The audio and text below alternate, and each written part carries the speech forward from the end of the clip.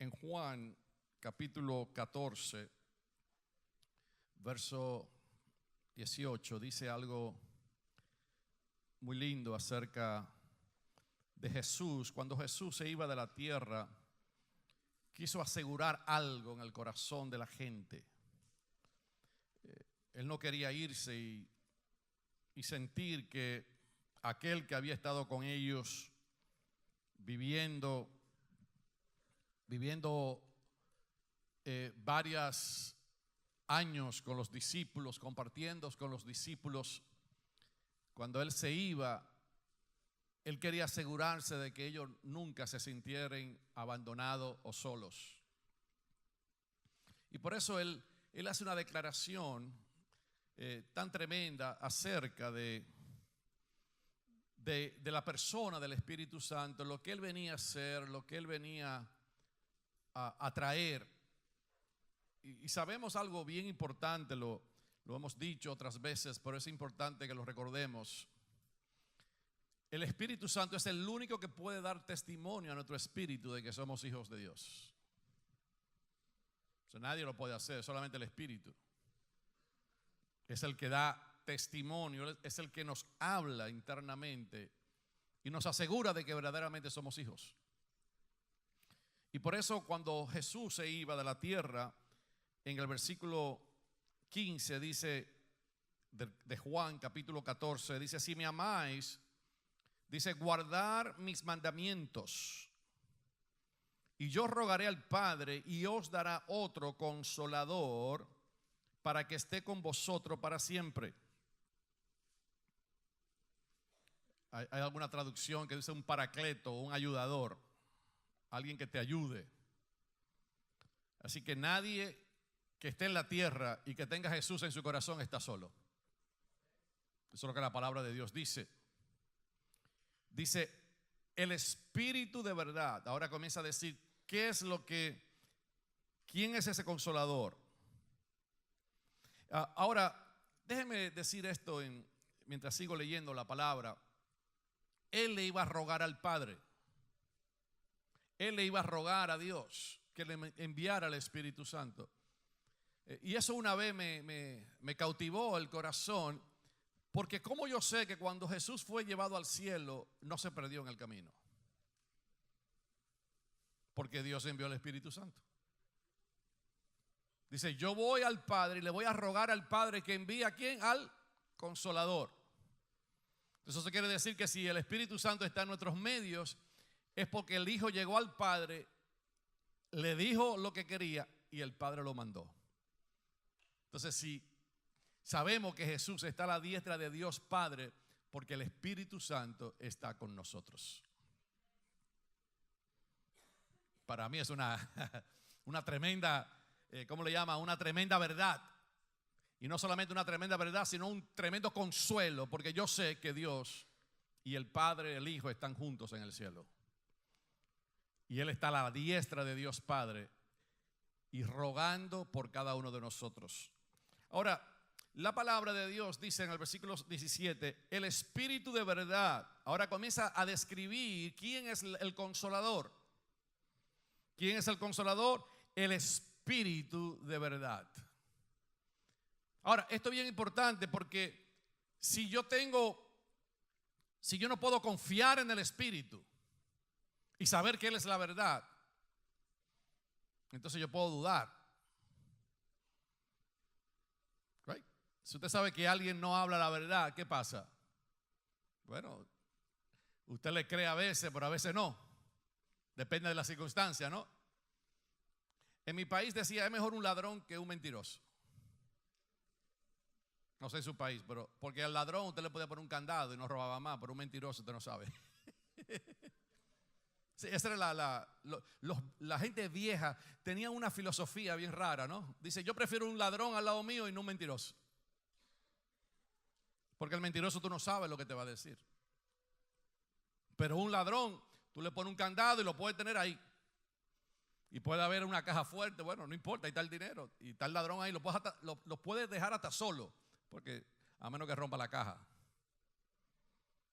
Entonces por eso la palabra es clara porque nos habla que el Espíritu es el Espíritu de verdad. O sea, en otras palabras, el Espíritu no viene a hablar ninguna mentira en nuestras vidas. Gloria a Dios. ¿Cuánto dan gracias al Padre? Porque el Espíritu es el Espíritu de verdad. Por eso la palabra de Dios nos insista que entre los hermanos hablemos verdad. Y dice acá, dice el Espíritu de verdad, el cual el mundo no puede recibir porque no le ve ni le conoce. Pero vosotros le conocéis porque mora con vosotros y estará en vosotros. O sea, cuando Jesús estaba ahí, el Espíritu estaba con ellos, pero ahora Él iba a hacer algo. No solamente iba a estar con ellos, ahora iba a venir a morar en ellos. Y dice acá la palabra de Dios, el verso 18, que es lo que quería, y dice, y no os dejaréis huérfanos. Diga conmigo, huérfanos. Dice, no lo dejaré huérfanos, vendré a vosotros. Ahora, Jesús estaba haciendo una tremenda revelación de lo que Dios es, la Trinidad. Porque aunque Él se iba de la tierra, Él iba a volver al corazón de la gente. Yo he estado con vosotros, yo he estado aquí, ustedes han visto los milagros, han visto las maravillas, pero voy a hacer algo. Me voy al Padre, voy a regresar al lugar de mi origen, le voy a rogar al Padre y Él enviará al Espíritu Santo, y el Espíritu Santo es el Espíritu de verdad. Y ese Espíritu de verdad dice, no lo dejaré solo, no lo dejaré huérfanos, enviaré el Espíritu Santo porque ahora yo voy a venir a morar en vosotros, estaré en vosotros. O sea, lo que Jesús le estaba diciendo era, yo lo que estoy cambiando la composición de cómo yo me manifiesto o estoy con ustedes. Ahora estoy con ustedes físicamente, pero cuando me vaya voy a venir y voy a estar en ustedes. Hay una tremenda diferencia. Usted podría decir dos cosas. Usted podría decir, ¿es mejor que Cristo esté conmigo? No, si Dios le pusiera a decidir, ¿qué es mejor? ¿Que Cristo esté con usted o que Cristo esté en usted?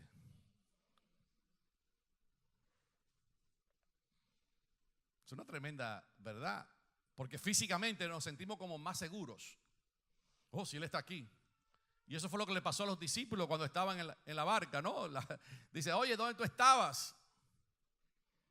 Pero la realidad y la grandeza de Dios ahora es que Dios no solamente puede estar con nosotros, porque Él está con nosotros en la dimensión del Espíritu. Dice, donde hay dos o más reunidos, allí estaré en medio de ellos. Él está aquí en esta mañana, aunque usted no lo pueda ver físicamente. Pero no solamente está aquí, ahora está dentro de mí. Y cuando Él viene a morar dentro de nosotros, viene a traer una seguridad, viene a traer la verdad, viene a traer la realidad de lo que Dios es. No lo dejaré solo, no lo dejaré huérfano, yo estoy dentro de vosotros. Así que lo primero es que el no dejarnos huérfanos está ligado a que Cristo esté en nosotros. Eso es lo que yo entiendo ahí, ¿no? Vendré a vosotros, no lo deja huérfanos, vendré a vosotros. O sea, la compañía mía estará dentro de ustedes. ¿Cuántos tienen a Jesús en su corazón? Entonces, si usted tiene a Jesús en el corazón, usted no es ¿qué? No es huérfano. Eso es básicamente lo que Jesús nos quiso decir exactamente. Exactamente, que no nos iba a dejar, ¿qué? Huérfano. Y eso es tremendo. La semana pasada estuvimos hablando de eso. Yo le insto a los que no lo oyeron, por la razón que sea, ya está en YouTube, y el del domingo pasado, y está ahí, se llama Padres, es el último mensaje que pusimos, y es muy lindo acerca de cómo Dios nos explicó un poquito acerca de la orfandad y cómo la vida de David era un simbolismo, ¿no? Con Mefiboset, y cómo es sentado a la mesa, cómo el rey nos trajo esa revelación, ¿no? De que aunque aquel hombre tenía todo, él podía venir a comer todos los días con el rey. Y eso es algo bien interesante, pero no quiero pararme en ese lugar porque quiero que vaya conmigo al Salmo 68. Vaya ahí al Salmo 68 y diga al que está a su lado, dígaselo, Dios es padre de huérfanos. Ahora, Jesús nos dice algo bien importante en el Salmo 68. Vaya conmigo para estudiar juntos la palabra de Dios. La orfandad, lo que son huérfanos. La palabra de Dios, estuvimos hablando algo la semana pasada, que la orfandad, la palabra orphans, que es una palabra, órfanos, que es la palabra griega, donde tomamos la palabra orphan en inglés, que es huérfanos en español, se usaba en aquel tiempo de dos maneras. Se usaba de que una persona, un niño, se quedaba sin madre o sin padre, era un huérfano. Pero si se quedaba sin un maestro también podía abandonar a un niño, porque no le daba la instrucción y la guía y la ayuda. Y también entonces era huérfano. Entonces que la orfandad, la palabra orfandad se usaba de dos maneras. Se usaba cuando un niño estaba abandonado, pero también cuando un maestro lo dejaba. Y eso es bien importante porque la palabra de Dios nos dice que el Espíritu Santo viene a guiarnos a toda verdad. Nos viene a enseñar todas las cosas. No solamente viene Jesús, dice, estaré en vosotros, no lo dejaré huérfanos, sino que el Espíritu viene a guiarnos, a dirigirnos. Así que también la palabra de Dios se cumple, y no solamente se cumple, sino que Jesús usa la terminología para enseñarnos que no solamente la orfandad, no vamos a estar huérfanos, no vamos a estar solos, sino que también el Espíritu Santo viene a guiarnos. No nos viene a dejar huérfanos, no nos viene a dejar solos. Y aquí la palabra de Dios nos dice algo extremadamente importante. Dice aquí el capítulo, el Salmo 68. Dice, levántate Dios y sean esparcidos sus enemigos y huyan de su presencia los que le aborrecen. Como es lanzado el humo, los lanzarás. Como se derrite la cera delante del fuego, así perecerán los impíos delante de Dios. Qué terrible, ¿eh? La palabra de Dios. O sea, aquellos que son impíos, aquellos que van en contra de Dios. Pero dice el verso 3, mas los justos se alegrarán. Aleluya. ¿Cuántos son justos en esta mañana? ¿Qué vamos a los justos? Nos vamos a alegrar. Se gozarán delante de Dios y saltarán de alegría. Por eso dice el verso 4, cantad a Jehová. Sing to God. Sing praise to his name. Cantad salmos a su nombre. Exaltar al que cabalga sobre los cielos. Ya Jehová es su nombre. Alegraos delante de él. Ahora, mire qué tremendo el contexto de cómo la palabra de Dios dice el verso 5. Dice, gozaos, alegraos en él. ¿Por qué? Cantad a Jehová. Dice el verso 5, porque él es ¿qué? Él es padre de huérfanos y defensor de viudas, es Dios en su santa morada. Wow. Aquí hay una tremenda, quiero que me dejen el versículo ahí un momentico para que podamos ver lo que la palabra de Dios nos dice acá. La palabra nos está hablando de algo, de que Dios es padre de huérfanos y defensor de viudas. Ahora, si usted se fija, por ejemplo, en cuanto a las viudas y los huérfanos en Israel eran bien importantes. Ahora, ¿por qué este concepto de huérfano y de viudas? Porque en Israel, si una mujer se quedaba viuda, se quedaba sin su esposo. Y no hablaba de viudo, sino hablaba de viuda. Y no es que haya una discriminación en contra de las mujeres. Lo que pasa es que era una estructura paterna. Y el hombre de la casa era el que cargaba el ADN para llevar a cabo la configuración exacta que necesitaba establecer sobre su hogar. Si el hombre moría, entonces la mujer se quedaba viuda, se quedaba desamparada. Por eso la ley de la redención. Si alguien se quedaba viudo, el hermano de esa persona tenía, si esa mujer se quedaba sin hijos, entonces él tenía que casarse con ella y crearle una descendencia a su hermano. No había ninguna persona en Israel. Dios siempre visualizó esto de la manera correcta. Y por eso el que redimía era el pariente más cercano. Ahora usted entiende que la redención no es un concepto humano, es un concepto eterno. Porque el que es el más cerca de nosotros, ¿quién es? Jesús. Y por eso Él vino a la tierra a redimirnos. ¿Por qué? Porque Él era el más cercano. Qué lindo, ¿eh? La palabra de Dios es tremenda. Nadie podía redimirnos, ni los ángeles, ni nadie. Solamente el hermano más cercano. Y el hermano más cercano, el familiar más cercano nuestro era el Hijo. Porque fuimos hechos conforme a la imagen de su Hijo. Nosotros somos los que nos parecemos más a la segunda persona de la Trinidad. En cuanto a configuración, no estamos hablando de cara, porque tal vez usted tiene, si se pone y dice, ay, yo me parezco a Jesús. No estamos hablando, por favor.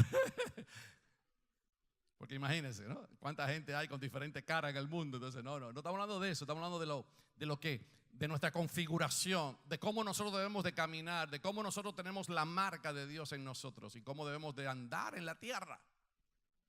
Así que el concepto de la redención en Israel era bien importante. Porque Dios había resuelto todos los problemas de Israel con una sola cosa: que todo el mundo habitase en familia.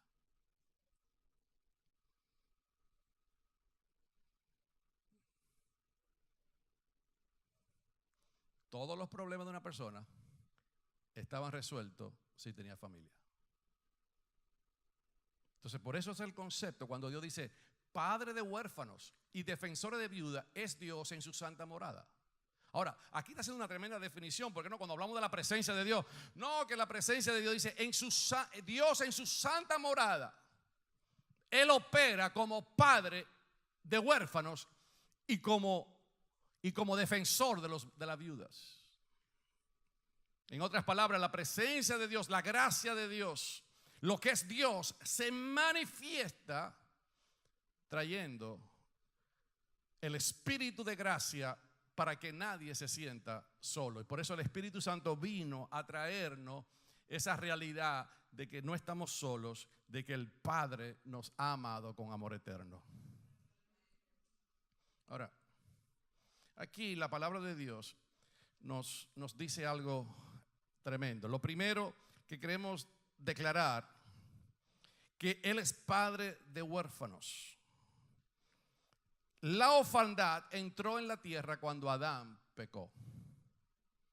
Cuando Adán pecó delante de Dios, él se separó de la paternidad de Dios. Eso fue lo que ocurrió. Por eso el hombre, después que se separó de Dios, entonces tiene que trabajar para conseguir las cosas. Tiene que hacer otras cosas para poder subsistir. Porque realmente se separó de la fuente. O sea, el pecado lo que hizo fue separarnos. Ese fue si le podemos decir, vamos a decir de esta manera mejor. El engaño de Satanás fue desligar al hombre de la paternidad de Dios.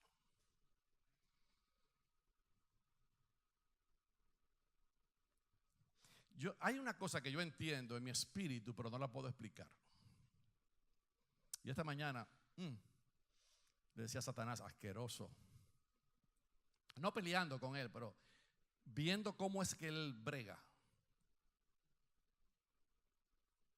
Satanás no está muy interesado en estos últimos días de negar a Dios. Si yo saco mire, la palabra de Dios está en todos los sitios. Si saco un billete, dice aquí, in God we trust. Right? Si en Dios confiamos. Usted saca una moneda, dice en Dios. El problema aquí no es que Dios. El problema es que si Satanás te puede desligar de la genealogía paterna de Dios. Si él hace eso, te puede llevar al infierno fácil.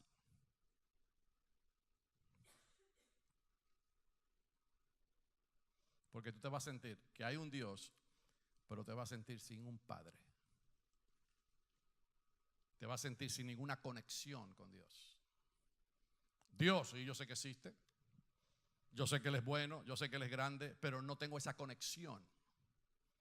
Porque hay un espíritu de orfandad dentro de mí que siempre quiere venir a engancharme para sacarme de esa identidad de que soy hijo de Dios. Mire cómo Él lo hace. Yo le he dicho otras veces, pero para los nuevos y para aquellos que son, me he dado cuenta que la repetición no es mala, porque Pablo se repitió como 7 veces. Escribió lo mismo en Efesios, en Colosenses. Él escribía lo mismo. No era que no tenía otro mensaje. Lo que pasa es que él quería comunicar lo que quería de una manera clara. Mire cómo es. Dios no lo quiere honrar como Dios. ¿Cuál es el próximo paso? Ok, tú no eres Dios. Entonces, en vez de adorarte a ti, adoro lo creado. Es el primer paso. Cuando usted ve a la gente, dice, sí, Dios existe, que sé yo qué, pero no quiere honrar a Dios. Entonces, en vez de adorar a Dios, adoro lo creado. Cuando adoro lo creado, cambio la gloria de Dios. En vez de adorar a mi Padre, en vez de adorar a mi Creador, ahora adoro lo que Él creó. Y cuando adoro lo que Él creó, según la revelación bíblica, yo vengo a ser tal a lo que adoro. Si adoro a Dios, vengo a ser como Dios. Si adoro los ídolos, vengo a ser como un ídolo. Si adoro el dinero, voy a venir a ser como el. Por eso la codicia, por eso el dinero, por eso nada de lo que poseo puede ocupar el lugar de Dios. Porque si le doy más importancia a eso, vengo a ser igual a lo que yo le sirvo o le adoro. Entonces, cuando comienzo a adorar a Dios, dejo de adorar a Dios y adoro lo creado. ¿Tú sabes lo que pasa? Viene la confusión. Y la confusión dice que entra y Dios entonces nos deja a nuestras pasiones. ¿Y cuál es el otro paso? Entonces ahí viene el enemigo a cambiar nuestra identidad. ¿Y qué hace? No, ahora hombres con hombres y mujeres con mujeres. Cuando tú dejas de adorar a Dios y adora lo creado, lo próximo que viene es que tú cambias el orden natural. Are you following me? Entonces, cuando tú cambias el orden natural, te entrega a pasiones desordenadas.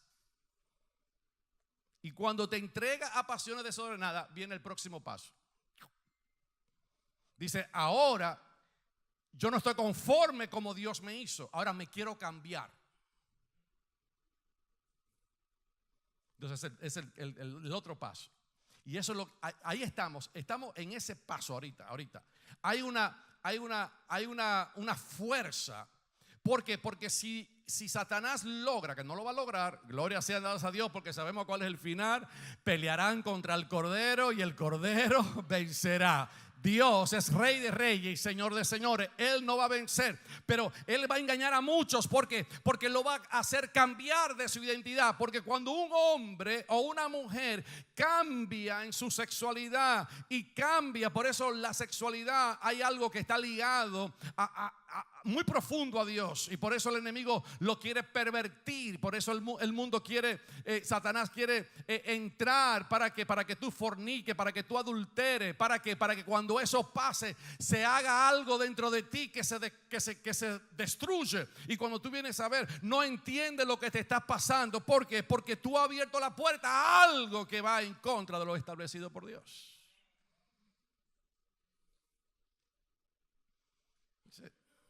Se te nubla la visión. Entonces, cuando la persona comienza a hacer esto, el próximo paso es eso. Como yo no estoy conforme como tú me hiciste, yo voy a tomar en mis propias manos y yo me voy a cambiar. Y no voy a aceptar como tú me hiciste y me formaste. Entonces, ¿qué logra Satanás ahí? Desligar a los seres humanos de reconocer que Dios es ¿qué? El Padre. Porque el Padre es el creador. Entonces Él los desliga. Y esa ha sido yo diría la altimaña y la arma más fuerte que el enemigo ha causado en estos últimos días. Y la gente puede pelear, la gente puede hacer lo que sea. Por eso lo quieren criminalizar. En otras palabras, si yo no acepto tu condición de lo que tú crees que yo te tengo que llamar, imagínate la confusión que hay ahora. Hay diferentes. Vi una lista, no sé si, Dios mío, hay casi 80 tipos de géneros. La gente puede llamarse lo que quiera. El día que aparezca alguien diga, no, yo soy un sapo, bueno, yo tengo que llamarlo Mr. Sapo. O sea, es una confusión. Usted se ríe, pero hacia ahí donde vamos va a haber una confusión, porque la gente entonces no va a estar ligada a esa paternidad de Dios. Y cuando eso ocurre, ¿tú sabes lo que se levanta? Se levanta una generación maldita en la tierra, que deshonra a los padres, que deshonra a la familia, que deshonra a los seres humanos. ¿Por qué? Porque está desligada, no tiene ningún sentimiento, no tiene ninguna configuración de lo que realmente nosotros somos, que somos seres humanos creados a la imagen y semejanza de Dios.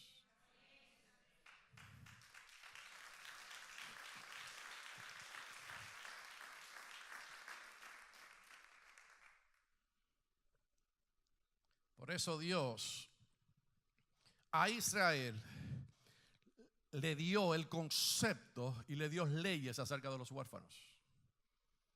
Si alguien estaba huérfano, había que ayudarlo, porque estaba desamparado. Y Dios no quería a nadie que desamparado en su pueblo. El deseo de Dios, por eso envió el Espíritu Santo, para que tú no seas huérfano o huérfana. No te dejes confundir.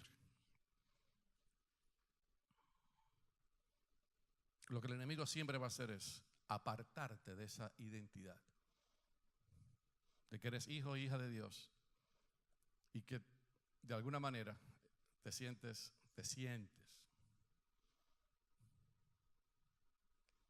no es que eres huérfano o huérfana. Ahora mire bien lo que dice el próximo versículo, porque dice: Padre de huérfano y defensor de viuda es Dios en su santa morada. O sea, en su morada eso es lo que Dios hace. Y dice el verso 6, dice: Dios entonces hace ¿qué? Habitar en familia a los desamparados, saca a los cautivos a prosperidad, mas los rebeldes habitarán en tierra seca. Ahora, vamos a romper esto, porque quiero comunicarle algo acá. ¿Qué hace Dios? Dios es padre de huérfanos y defensor de las viudas.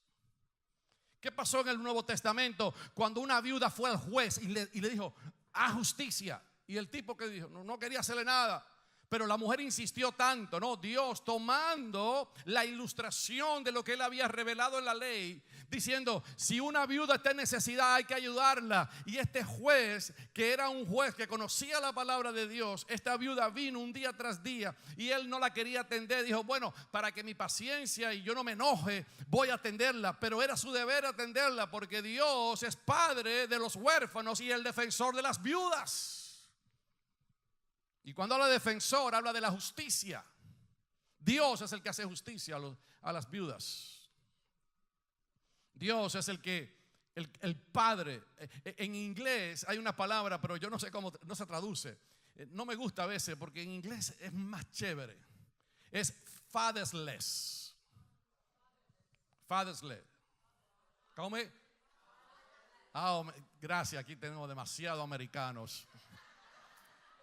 Está bien, no importa. Pero usted me entendió, ¿no? Gracias. Esa palabra no se traduce sin padre. Pero tú sabes, en inglés es una palabra compuesta. Me encanta. Es como sonship. En español no se traduce. Identidad de hijo, ¿no? Sonship. Yo no tener una identidad. Pero mire lo que la palabra de Dios dice, que aquellos que han sido desamparados, Dios es el padre de ellos. ¿Por qué? Porque Dios, ¿qué hace entonces al desamparado? ¿Qué hace Dios? Dios lo hace habitar, ¿qué? Diga conmigo, en familia. Diga conmigo, habitar. Esa palabra habitar es la palabra settle. ¿Usted sabe lo que es un asentamiento? Por ejemplo, a los indios en Estados Unidos le dieron unas tierras y en esas tierras ellos hicieron sus asentamientos. Le dijeron, esta tierra va a ser de ustedes por siempre. Nosotros vinieron los españoles, los europeos, vinieron a todo el continente. Bueno, no sé, no quiero meterme en problemas, pero no sé si en Estados Unidos fue el mejor lugar donde trataron los indios, pero en todos nuestros países hubo mucha injusticia con ellos. Pero menos aquí en Estados Unidos usted puede ir todavía a esos asentamientos y ahí están, de generación a generación están los indios que viven ahí. Viven diferente, tienen diferente tecnología, algunos tienen iPhone, pero no importa, pero están ahí. Y hay una aplicación que usted tiran flecha, entonces es como, usted la pone, entonces usted le da y sale como una flecha así en la aplicación, ¿no? Por si quieren pelear. Pero esa palabra dice, Dios hace habitar. La palabra habitar es settle. ¿Qué le hace Dios al huérfano? Dice Dios, no quiero que andes sin habitación, que no tenga un lugar donde te puedas asentar. ¿Y qué voy a hacer? Te voy a dar un lugar donde habitar, un lugar donde tú puedas morar. Pero ese lugar, ¿dónde es? ¿Dónde es ese cero? ¿Dónde es ese asentamiento? Ese asentamiento es en familia. Literalmente esa palabra familia, la palabra casa. Dios le da ¿qué? Una casa al huérfano donde pueda ¿qué? Asentarse, pueda habitar y pueda permanecer dentro de esa casa. Y por eso Dios en su sabiduría lo que ha hecho es que Él es el padre de los huérfanos. ¿Y cuál es el padre de los huérfanos? Él es el que hace habitar en familia a los desamparados. Él es el que te hace habitar en casa. Él es el que te hace como familia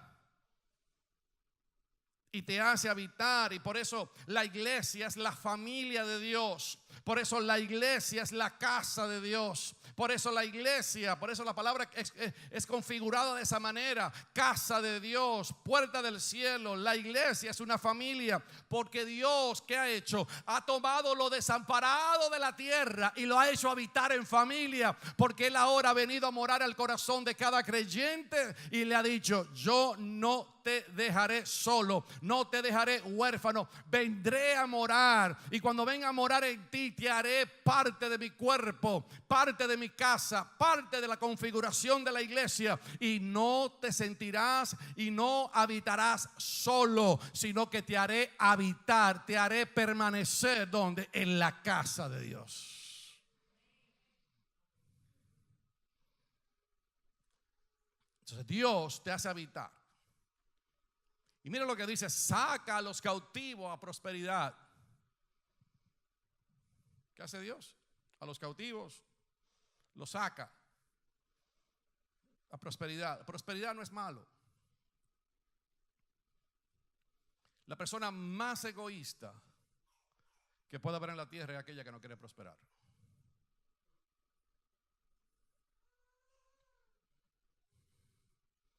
Porque la prosperidad no viene para ti. La prosperidad viene para compartirlo con los demás, con aquellos que Dios te ha hecho habitar. ¿En qué? En familia. Es tremendo eso. Dios nunca te va a dar más para que tú tengas más. Gloria a Dios. Puede tener mejores cosas, pero siempre Dios te dará más para que lo pueda compartir con otro. Y para eso viene la prosperidad a tu vida. Para que aquellos que Él te ha puesto alrededor, tú lo puedas ayudar. Qué tremendo es Dios, ¿eh? Porque Dios es ¿qué? Él es padre de los huérfanos. Y Él lo hace habitar ¿dónde? En casa. Lo hace habitar en familia. Y allí, ¿qué hace? A esos cautivos lo prospera, los levanta y le da esa gracia divina.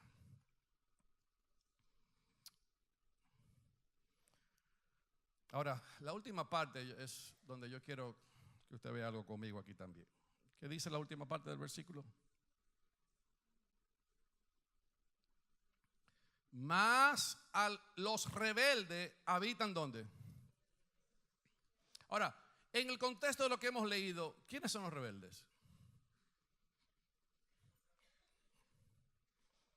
Si usted lo lee ahí, ¿no? En el contexto, ¿quiénes son los rebeldes? Los rebeldes son aquellos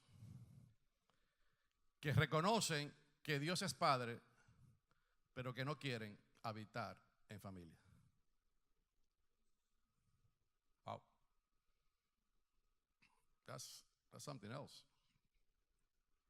O sea, los rebeldes son aquellos que no quieren aceptar la paternidad de Dios. Aquellos que no quieren aceptar lo que Dios le ha dado. Entonces dice Dios: bueno, no puedo hacer nada contigo. Mas a los rebeldes habitan ¿en qué? En tierra seca. Se secan. Porque están ¿qué? No están en el lugar propicio para prosperar. Porque la prosperidad, ¿cómo viene? Cuando tú estás y habitas ¿dónde? En casa. Cuando reconoce que el Padre de los huérfanos es Dios. Y yo le tengo una buena noticia: todo el que está aquí en un tiempo determinado anduvo en orfandad. Déjeme repetirlo, porque tal vez usted cree: no, que yo nunca he sido huérfano. No, yo tengo a mi mamá está aquí, yo no soy huérfano. Pero todo lo que estamos aquí, en alguna manera hemos sido huérfanos, aún teniendo a nuestros padres. Yo se lo digo, yo vivo con 4. Nunca lo he abandonado. Nunca han pasado hambre. Siempre estamos ahí. Pero si yo le pregunto algo, yo tal vez no he podido llenar en el corazón de ellos. ¿He sido un buen padre? Sí, yo creo que sí. ¿He sido responsable? Creo que sí. Porque le he enseñado lo que tienen que saber. Pero si yo hablo con ellos, yo estoy seguro que ellos le van a decir: sí, papi, pero aquí. Porque ellos se van a sentir en una parte donde ellos van a sentirse huérfanos. Se van a sentir que su padre no estuvo ahí. ¿Usted sabe por qué es eso? Porque ningún ser humano puede llenar lo que Dios puede llenar en tu corazón.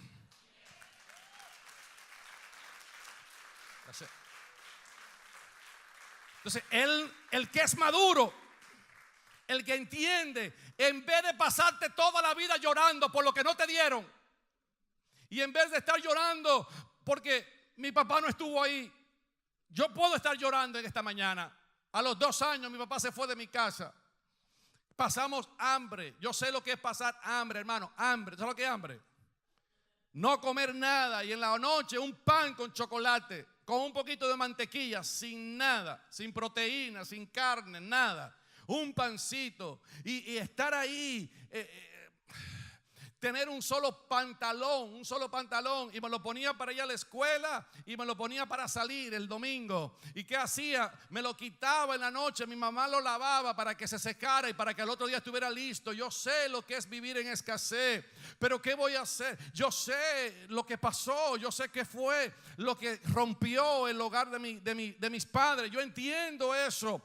Eso yo no se lo he dado a mis hijos, gracias sean dadas a Dios. Pero ¿qué quiero decir con eso? Que aunque yo no he hecho eso con mis hijos, hay algo en ello que solamente Dios lo va a poder llenar. Porque el padre de los huérfanos, nos quedamos huérfanos, fue por el pecado. Y tenemos que entender que solamente Dios puede bregar con el pecado en nuestros corazones.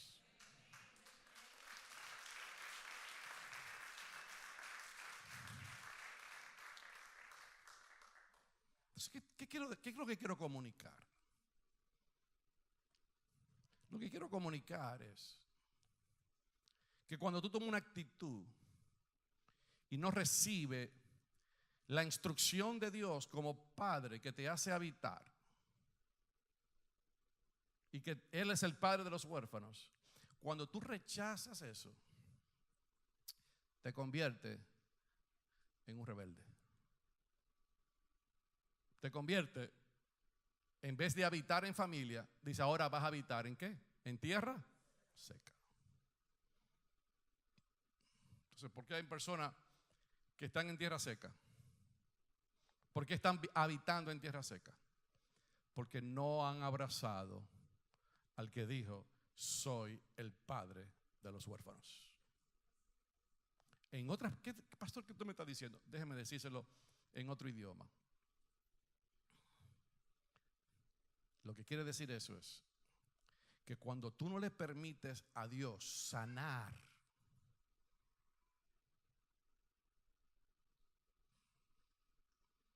lo que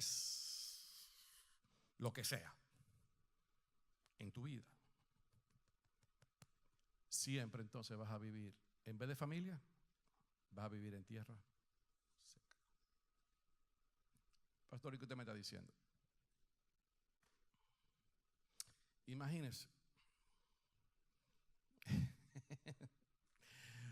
yo puedo hacer una lista. Yo puedo hacer una lista de todo lo que me pasó. Y yo puedo comenzar a escribir. Y me voy para atrás. Y cuando comienzo a hacer memoria de todas las cosas que me pasaron, yo puedo regresar a eso. ¿Sabes cómo yo regreso a eso? Desenfocándome de que Dios es el Padre de los huérfanos. Y decir, pero ¿y por qué a mí me pasó eso? Mire, entonces yo puedo hacer una regresión y volver entonces al lugar donde no tengo que ir.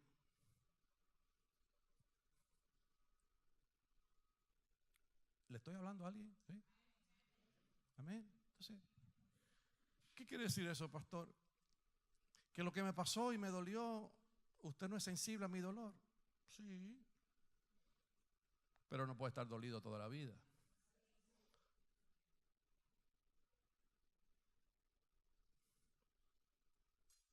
Yo no puedo decir mucho, pero me acuerdo cuando fuimos a un retiro y estaba el hermano Edwin.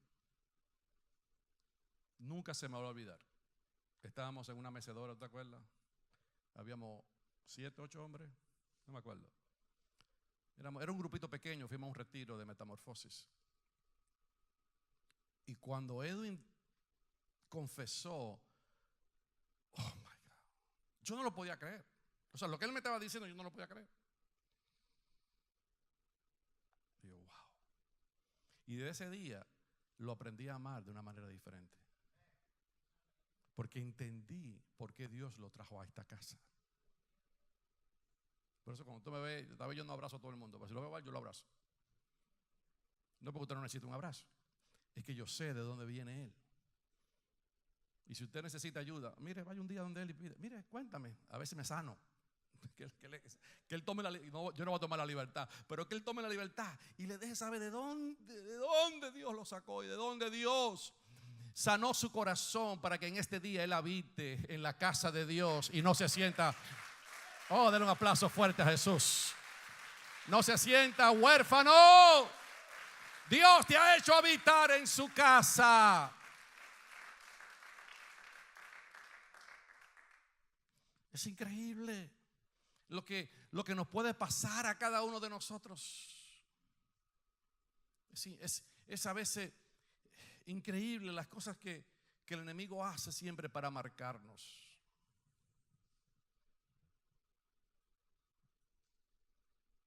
Hay una sola cosa que usted debe de saber para sanarse. Y yo se lo voy a decir hoy para que se sane. Una sola cosa usted tiene que hacer para sanarse. ¿Cuánto quieren saber? Una sola cosa. One. Perdone al que lo agredió. ¿Y cómo lo hago? Nada. Vamos, hágalo conmigo. Perdono y diga el nombre. That's it. Y si mañana se siente que no lo ha perdonado, ore otra vez. Perdono a fulano de tal y le ponga con nombre y apellido. Y si pasado mañana se siente igual, no hay problema, porque el perdón no es sentimiento, el perdón es una realidad. Hágalo otra vez hasta que usted no sienta más ningún rencor, no sienta más nada en su corazón, sino que su corazón esté libre para la gloria y la honra de Dios, porque Dios te quiere hacer habitar en familia. Él quiere darte un asentamiento en familia y quiere prosperar a los cautivos. Él no quiere que la rebelión en tu corazón te haga asentarte en tierra seca.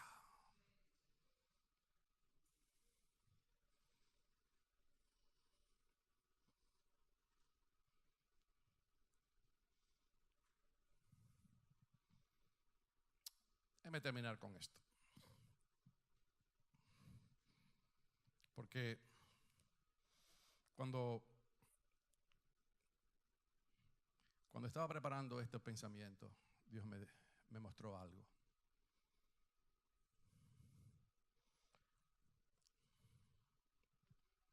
Hay dos formas. El que usted mismo se puede convertir en una persona rebelde. Déjeme explicárselo. Porque si Dios lo coloca en una familia,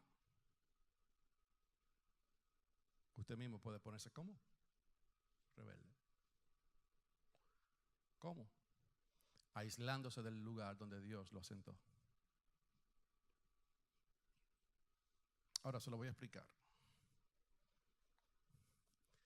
¿Por qué al hijo pródigo no se le llama huérfano?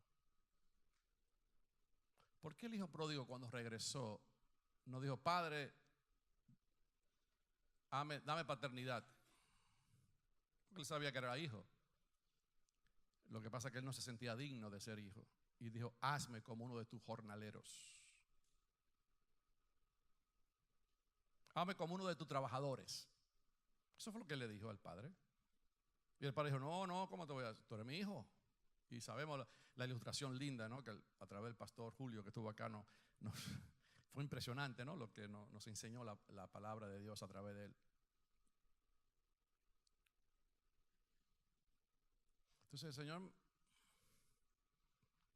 me mostró que hay personas que cuando se van de la casa del Padre son aquellos que eligen habitar en tierra seca. Eso fue lo que hizo el hijo pródigo. Dame lo mío que me voy. Y en vez de habitar en la casa del Padre, habitó en tierra seca y gastó todo, lo malgastó todo. Entonces hay cosas que tú puedes producir en tu vida cuando tú mismo tomas la acción de desligarte de lo que Dios ha estado estableciendo a través de su espíritu en tu corazón. Y te puede convertir en una persona rebelde.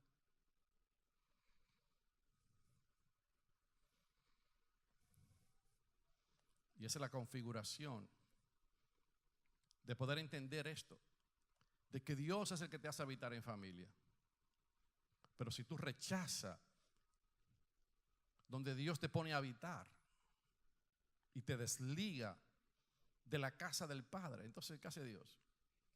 No es que Dios te manda a tierra, tú mismo es como un exilio, ¿no? Tú mismo te secas porque te desliga del lugar y de la posición que Dios te ha dado y te ha entregado como hijo y como hija de Dios.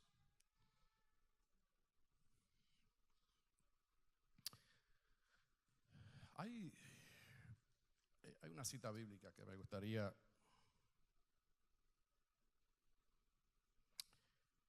en Job.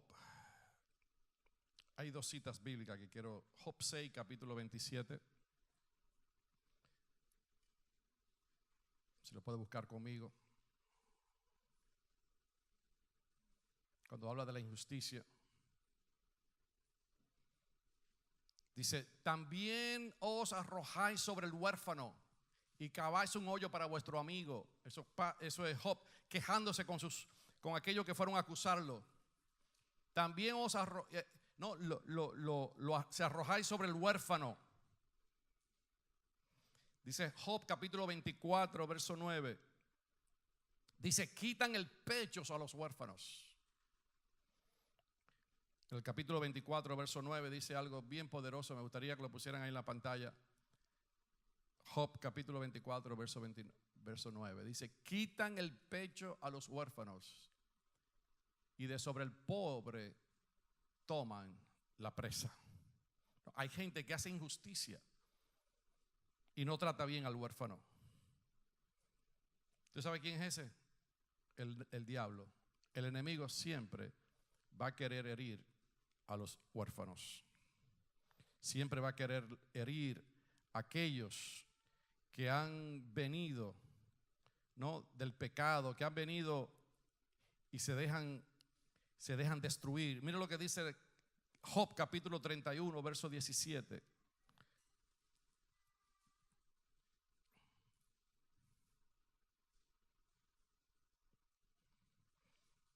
Dice: si comí mi bocado solo y no comió de él el huérfano. El próximo versículo 18 dice: porque desde mi juventud creció conmigo como un padre y desde el vientre de mi madre fue mi guía de la viuda. ¿Ves? Siempre la palabra de Dios mezcla y guía el huérfano con la viuda. ¿Cómo me voy a comer el pan solo y voy a dejar el huérfano con hambre? Qué tremendo. Y eso viene para nosotros porque nosotros podemos ser egoístas. Eso es lo que está diciendo la palabra de Dios. Tú que has recibido la paternidad de Dios, no te puedes quedar con eso. No puedes comer pan solo. Tienes que dar lo que tú has recibido, se lo tienes que dar a otro. Y qué tremendo la palabra de Dios. Porque te puedes comer el pan del huérfano. Pero ¿cómo va a ser, pastor? ¿Qué confusión es? No hay ninguna confusión. Ya tú no eres huérfano, ya tú estás en familia. Entonces ahora no te puede comer el pan que le pertenece al otro.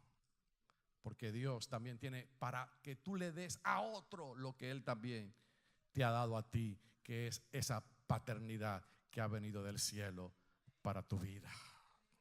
Oh, bendito sea el nombre de Dios. No sé si me doy a entender, pero Dios quiere no solamente que tú recibas esa gracia, pero que no te comas el pan del huérfano, que no te comas lo que Dios también te ha dado para que lo comparta con otros.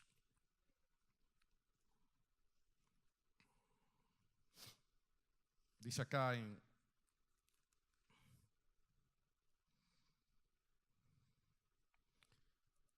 la palabra de Dios, dice: no os dejaré huérfano.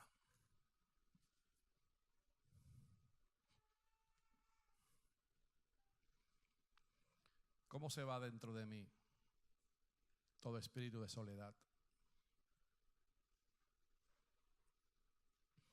¿Cómo se va dentro se va de mí toda orfandad?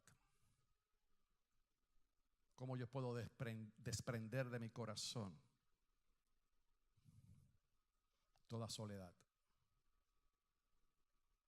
Busca la presencia del Espíritu Santo. Él es el Consolador. No te dejaré solo, enviaré al Espíritu de verdad para que ahora yo esté en vosotros. Si hay algo dentro de ti que te mantiene desligado del corazón del Padre, es porque tiene que cultivar tu relación con el Espíritu Santo.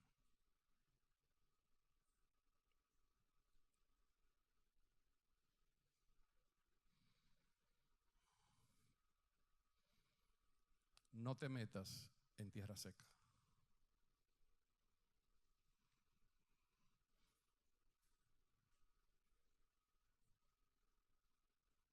Tú te puedes meter tú mismo a habitar en tierra seca. No todo es el diablo, hermanos. Hello, no todo es el diablo. Si yo violo los principios de la palabra de Dios y me pasa algo, trágueselo. Y cuando se lo trague, diga, no lo vuelvo a hacer más.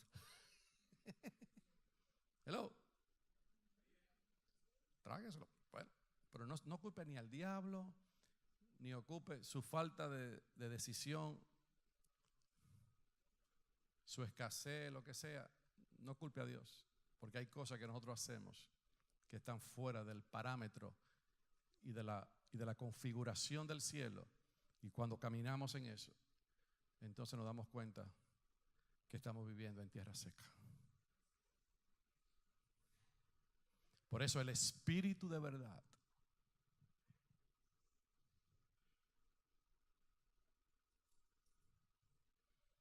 Él es el que va a quitar la ofensa de ti.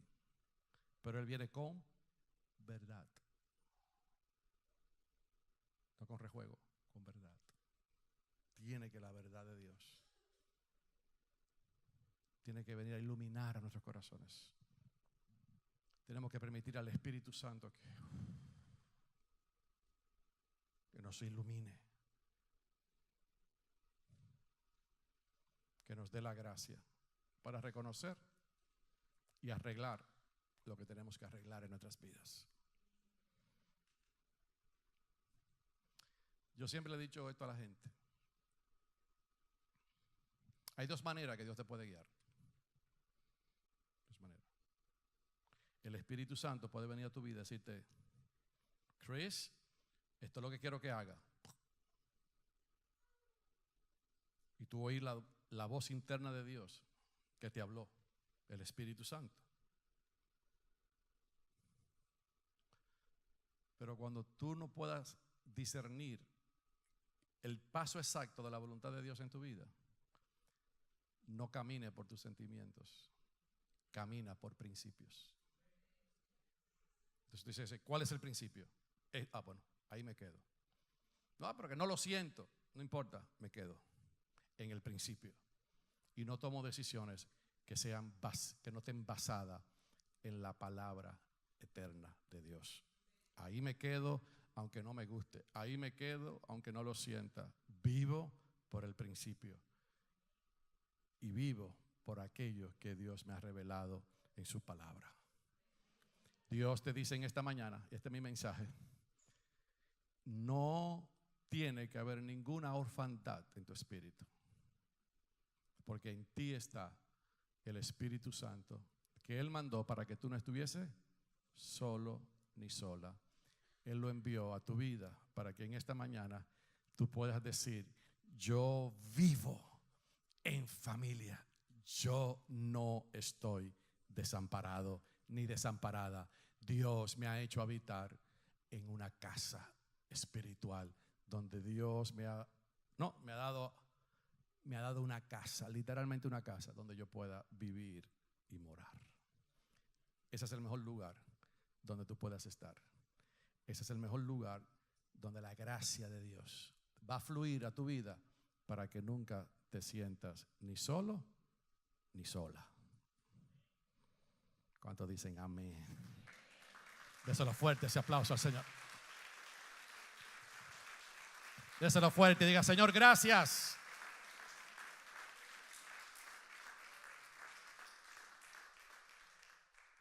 Ahorita cuando pasamos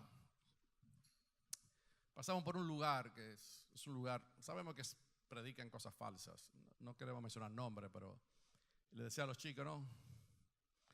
Porque vimos ciertas personas que entran ahí, porque la gente siempre quiere que le den algo físico, que le echen aceite en la mano, que si no me tocan. O sea, lo que hemos creado es un evangelio. Que si no oran por mí, que si no me ponen. Yo no digo que no podemos orar, no, por favor. Pero tú no puedes depender de eso. Tú tienes que depender de tu relación con Dios y buscar a Dios cada día y cada mañana. Y decirle: Señor, aquí estoy. Si estás en tierra árida, es porque hay algo en tu vida que no has recibido todavía la paternidad de Dios. Entonces, ¿qué tienes que hacer? Señor, no me hagas habitar en tierra seca. Recibo tu paternidad, recibo tu gracia, recibo lo que tú me has dado. Me ha hecho habitar y vivir en familia. Entonces recibo eso. Y en el nombre de Jesús lo recibo en esta mañana. ¿Cuántos lo reciben? Amén. ¿Cuántos quieren que la necesidad se vaya? No, de verdad. ¿Cuántos quieren que la necesidad se vaya? Si usted se fijó, la necesidad está ligada a un espíritu de orfandad. Por eso en Israel, como dije al principio, y con esto termino, nunca había necesidad, porque no había nadie que viviera fuera del contexto de la familia.